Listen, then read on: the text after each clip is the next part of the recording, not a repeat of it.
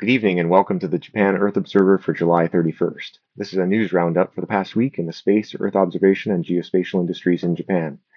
I'm Robert Cheatham. I run a research and strategy consulting firm called Abaca Labs, and I write the Japan Earth Observer newsletter. Tonight we're going to be leading off with news that space startup Synspective has turned its first profit. Synspective is one of a few early stage space startups that went public in the past few years. Forbes Japan profiled Arai Motoyuki, the CEO of Synspective, in its September 2026 issue, which was published this week. Synspective is the first publicly traded Japanese space startup to turn profitable, driven by a 96 billion, about 640 million, 5-year SAR constellation contract with Japan's Ministry of Defense that it signed in February 2026, along with a number of other partners. Synspective's FY 2026 guidance includes projected sales of 6.35 billion yen, which represents a 167% year-on-year increase, net income of 2.62 billion, and most significantly, its order backlog sits at 124 billion yen. That's about $1 billion US. The company is targeting 30 plus SAR satellites by 2030. And it's been pursuing a dual use strategy that uses defense sales as a baseline to anchor development and then expands commercially and globally, which is a pretty well trodden path for a lot of satellite Earth observation companies. Next up, IQPS, one of Synspective's SAR satellite rivals, managed to get its next satellite called Nikuda 1 or SAR 13, launched on Rocket Lab's Electron rocket. This rocket launch mission was called the Grain Goddess Provides, and it launched from Mahia, New Zealand on July 25th. It was originally targeted for July 1, but was postponed due to Rocket Lab's schedule changes. It was launched into a 575 kilometer mid inclination low Earth orbit. This is the 7th IQPS launch on Electron, which brings IQPS to a total of 9 active satellites in orbit. They are targeting a similarly sized constellation to Synspective, 24 satellites by early 2028 and 36 satellites by 2030. That would enable them to make sequential observations within 10-minute windows. QPS Holdings, which is the holding company that owns the satellite company, reported FY26 revenue up 42%, with constellation operations being the primary revenue source. Rocket Lab and IQPS also this week announced on Thursday that they had signed a contract to launch 3 additional IQPS satellites on Electron rockets starting late this year. This is the third multi-launch contract IQPS has awarded Rocket Lab in the last year, bringing the total number of Electrons ordered to 18. 7 of those launches have taken place, all successfully. 1 is pending, and there are now 10 more ahead.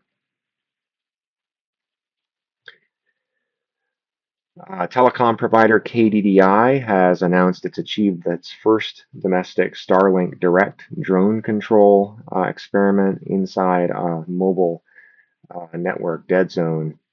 KDDI and KDDI Smart Drone, its subsidiary, demonstrated this capability using KDDI's AU Starlink direct service over Takahagi, Ibaraki. This is a mountainous area that is a mobile coverage dead zone. Now, this is not the usual Starlink service. Normal Starlink service that folks buy usually it requires a Starlink antenna and delivers broadband service.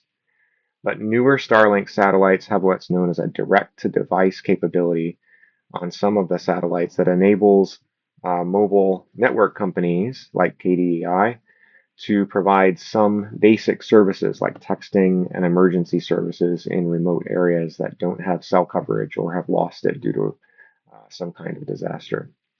T-Mobile has that license in the United States, but Starlink has licensed it to KDDI and NTT Docomo in Japan, as well as licensing SkyPerfect JSAT for the regular broadband offering.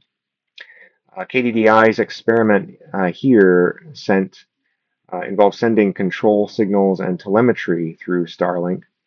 This is the first time such a feat has been attempted in Japan. The next phase of the program, which is funded by uh, the Japanese government through a regional society digitalization grant program, will test handover between mobile and Starlink Direct, plus beyond visual line of sight operations inside dead zones. Many of Japan's mountainous communities have little or no cell coverage, with many dead zones. With as many disasters as Japan experiences, like this week's major earthquake in Kyushu, the ability to rapidly be able to deploy drones in a disaster or search and rescue operations is a critical capability. The goal for this work is nationwide drone dispatch within 10 minutes of notification of a disaster. Next up, iSpace has signed a contract with Mitsubishi Heavy Industries to use the H3 rocket to launch its next lunar lander mission called Mission 3. Uh, Mitsubishi and iSpace made this announcement on Tuesday, scheduling the launch for 2028. The first two iSpace landers launched on Falcon 9, SpaceX's workhorse rocket, but the company said the new arrangement creates Japan's first private lunar transportation system with end-to-end support for domestic companies.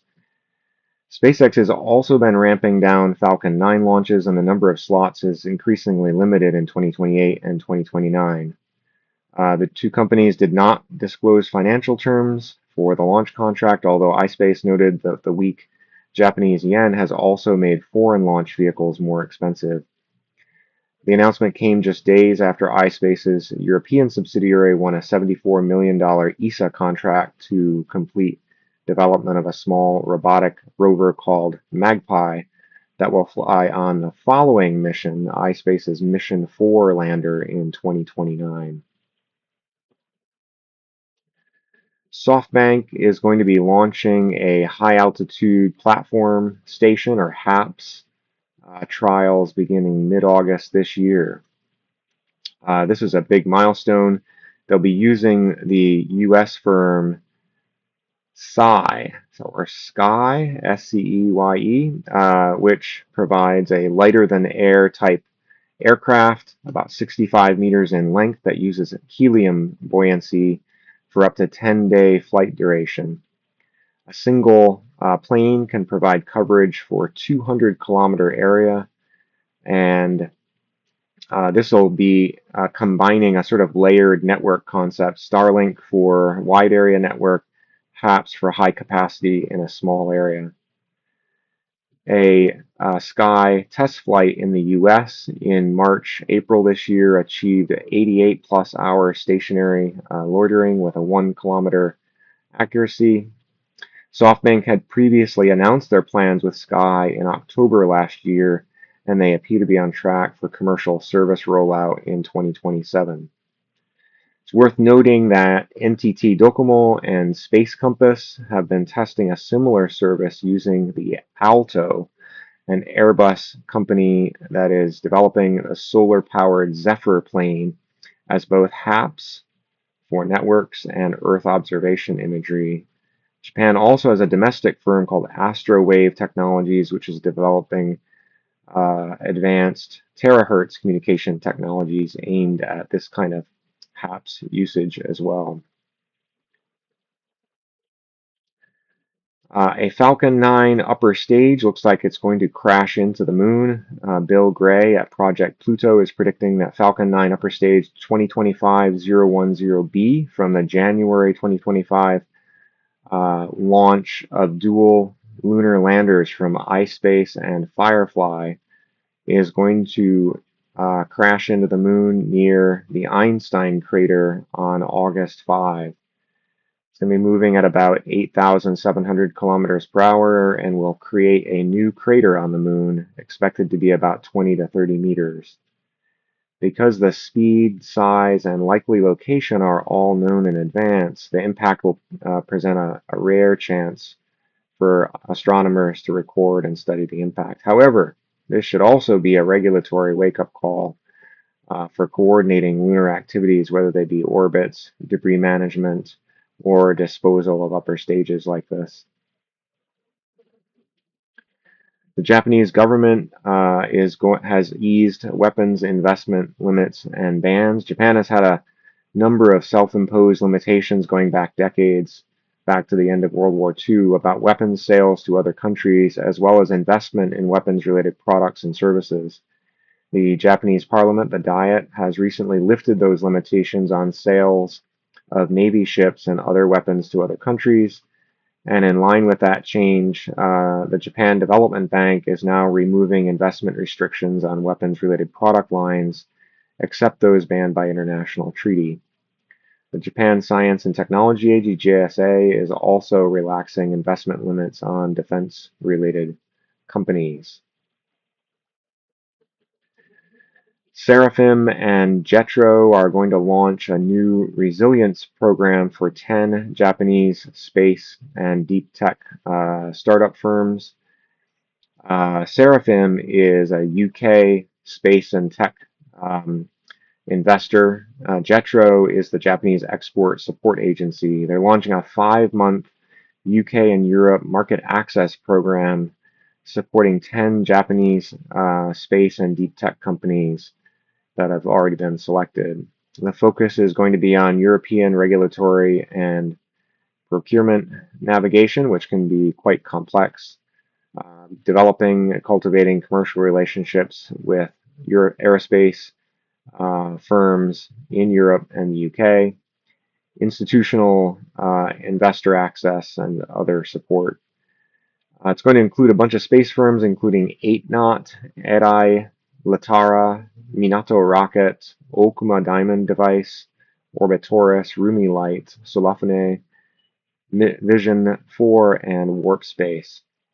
This initiative actually kicked off in July at the Spacetide Conference. Europe is in the midst of an accelerating investment in European space technologies driven by shifting geopolitics and a growing focus on sovereign capabilities. European investment increased last year by 26% as governments and industry have increased focus on technology related to security, resilience, and strategic autonomy. The Japanese government released 13 regional industrial cluster plans focused on 7 specific regions. 2 of them cited rocket and launch sites as key assets anchoring those regions. Hokkaido was designated for semiconductors, offshore wind, and rocket launch sites. Kinki or Kansai was designated for rocket launch sites, flying cars, and bio and advanced medicine.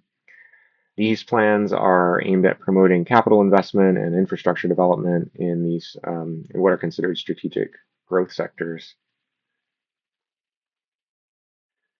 As I mentioned earlier, there was a magnitude 7.1 earthquake that struck Kumamoto Prefecture at 4:27 in the afternoon Japan time on July 28th.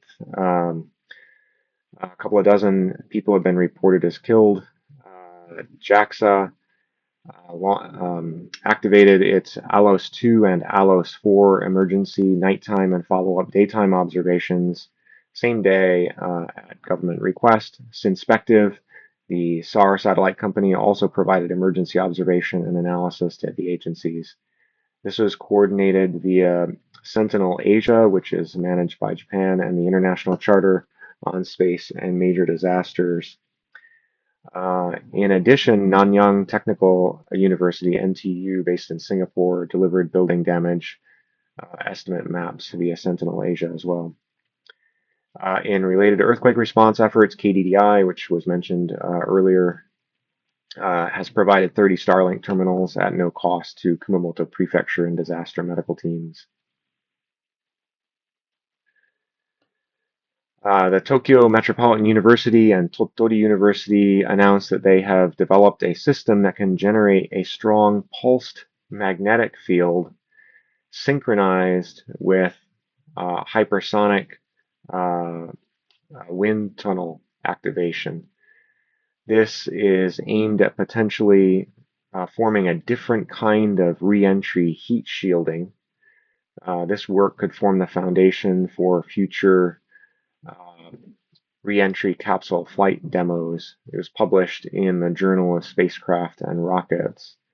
Currently, this kind of re-entry shield is based on ceramics or some other kind of ablative shielding, but a one that could be based on a magnetic field could enable much faster and lower cost reuse.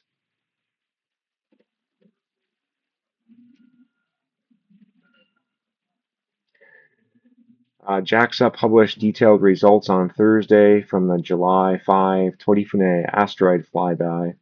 Torifune dimensions were confirmed at about 840 meters long and 340 meters wide. The approach was a little less than had originally been planned, but within the tolerance uh, that they considered allowable, about 744 meters.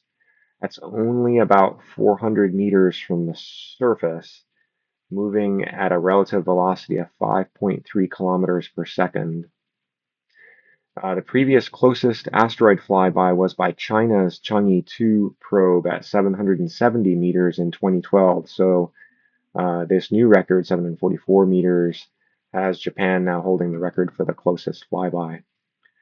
Hayabusa 2, the probe that did this Torifune flyby, relit its ion engines on July 9th and will now make Earth gravity assist approaches in December 2027 and June 2028 before flying out to arrive at another asteroid, 1998 KY26, in July 2031. Deals this week. Not a ton to go over. Dynamic Map Platform has joined Esri's partner program, adding its high precision 3D map data covering about 1.56 million kilometers in the US and Canada to the ArcGIS marketplace and Living Atlas. The data includes road geometry, lanes, signs, signals, guardrails, and so on. It's based on LiDAR and camera mobile mapping from autonomous vehicles. This moves DMP beyond autonomous driving into road management, infrastructure maintenance, and disaster planning. DMP has been backed by the Japanese government as well as 10 Japanese automakers and currently operates in 26 countries. Mitsubishi Electric has invested $10 million as an anchor investment in Array Labs. This was a total of $21 million strategic round. Array Labs is a US-based radar specialist that develops modular space-based radar using airborne moving target indication, or AMTI. This technology is aimed at potentially tracking ballistic missiles and aircraft from low Earth orbit, independent of ground radar. So Array Labs is staging radar satellite launches in 2027, 2028, and the logic here is that there's a substantial market for maritime and aircraft tracking services, as well as for defense and security customers across the Asia Pacific. This follows on Mitsubishi Electric's acquisition of Infostellar a few weeks ago for its ground station services. So Mitsubishi Electric appears to be pretty active in terms of its investments and acquisitions. SJIC and ADS have signed a defense industry memorandum of understanding. SJIC is a society of Japanese aerospace companies, and ADS is the UK organization, Aerospace, Defense and Security. They signed an agreement at the Farnborough Air Show earlier this week. The new agreement is going to cover networking, shared R&D and production best practices, and enhanced government industry dialogue. This builds on an earlier 2023 government level Japan-UK reciprocal access agreement and a 2024 agreement called the Hiroshima Accord. And that's a wrap for this week's Japan Earth Observer News Roundup. If you like what you see, please subscribe, and you can also get regular news roundups and in-depth stories like this through the Japan Earth Observer newsletter at japanearthobserver.com. Thank you for your interest, and I look forward to sharing more with you next week.